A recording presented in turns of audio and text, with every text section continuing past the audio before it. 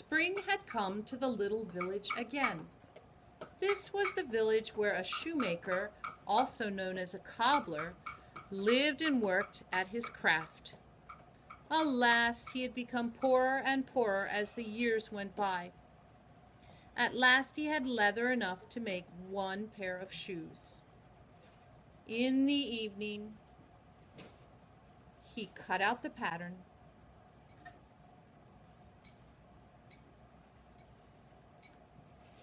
and then he went to sleep.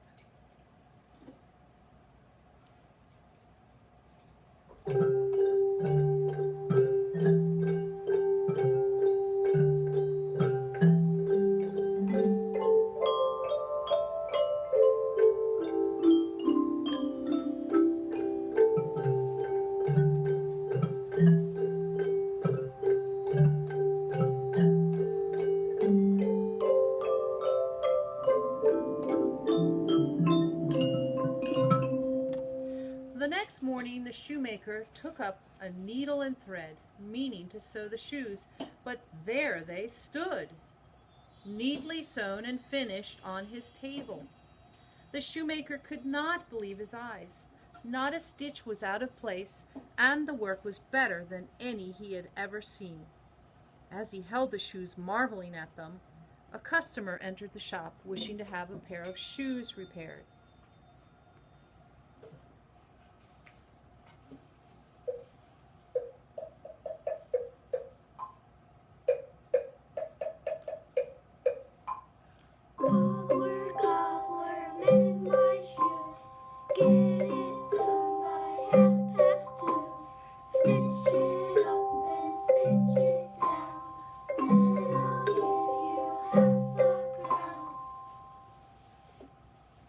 As the customer was leaving the shop, the new shoes were noticed, and with much excitement, he tried them on.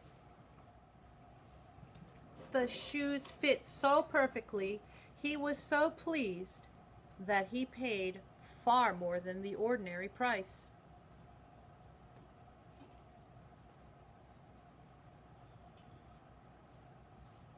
And the shoemaker was able to buy leather for 2 pairs more. That evening, the shoemaker cut out the pattern for the 2 pairs of shoes, and then he went to sleep.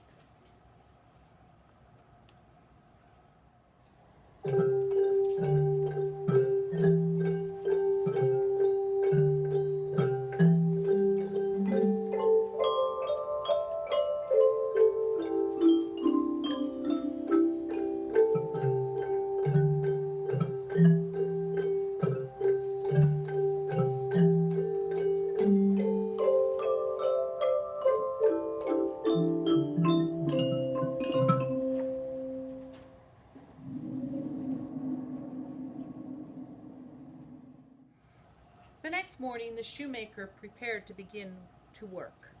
But there was no need, because the shoes had already been made and were as well stitched and handsome as the other pair. 2 customers came into his shop to have their shoes repaired.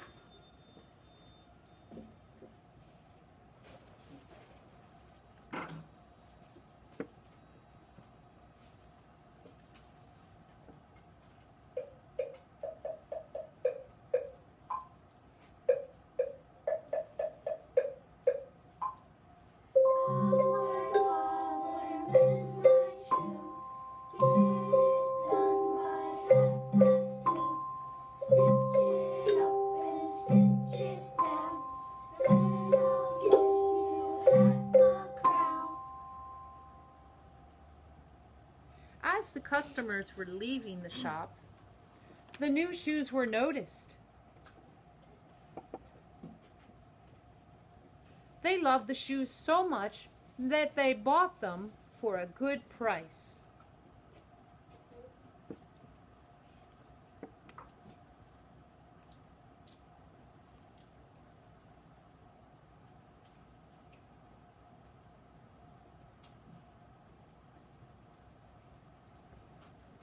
And this time, the shoemaker was able to buy leather enough for 4 pairs.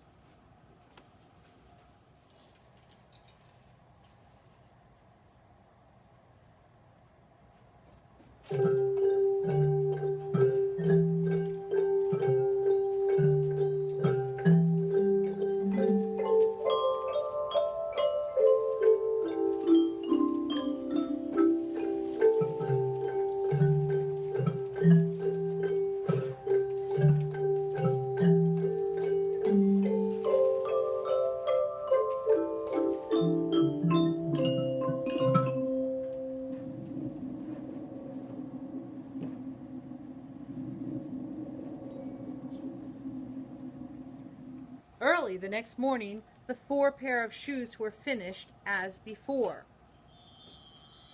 And so it went, what the shoemaker cut out at night was finished in the morning, and customers were never lacking.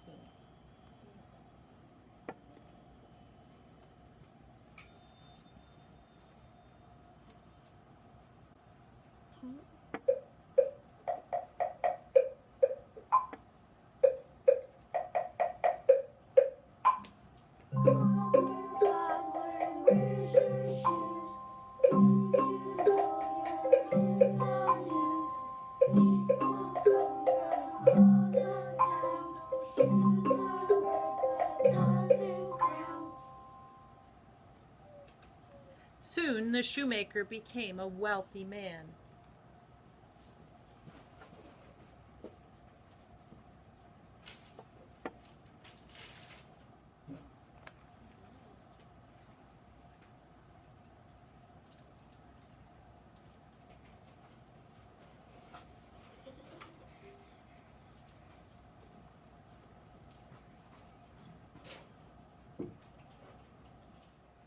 Always the shoemaker wondered about the skill of the work, and one evening, not long before summer, he said to his wife, "How would it be if we were to sit up tonight to see who has been helping us these many months?"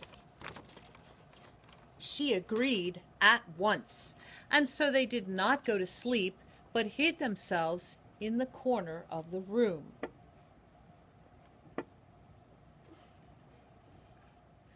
Just at midnight, many tiny little elves came. They went right to the shoemaker's table. They wore ragged clothes and said not a single word, but immediately began to work.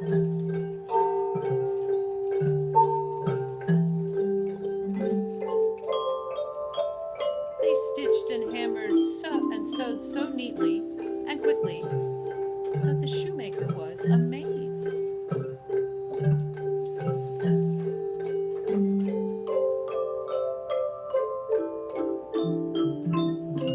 As soon as everything was finished and placed upon the table, they ran quickly away. "The little elves have made us rich, and I think we ought to thank them," said the shoemaker's wife.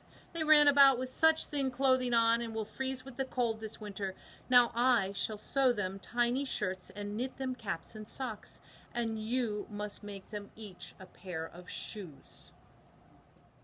The shoemaker and his wife worked hard all day and had everything ready by evening. Then they hid themselves to see how the little elves would receive their presents.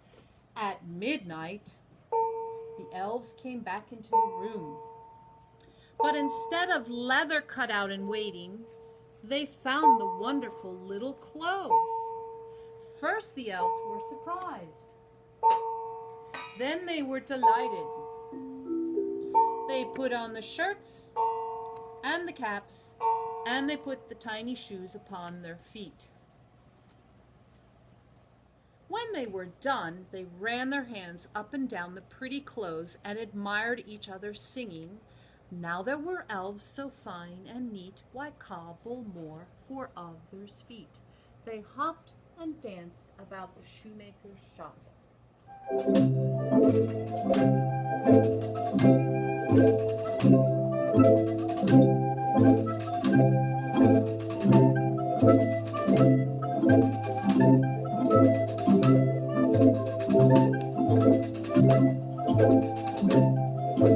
And